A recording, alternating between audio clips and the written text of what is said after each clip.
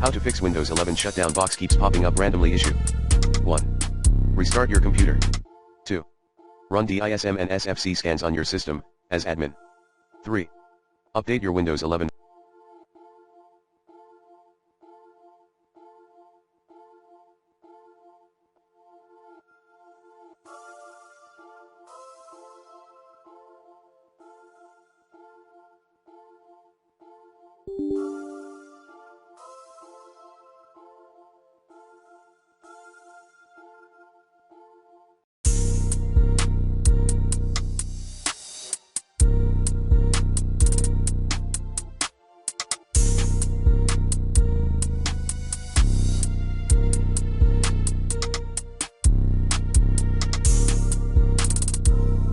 Version 4.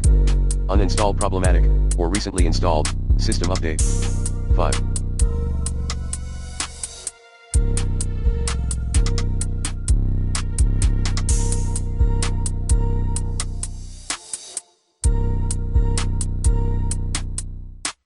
Run your Windows in its clean boot, then remove any incompatible program using the recommended Uninstall Tool Pro in this video guide.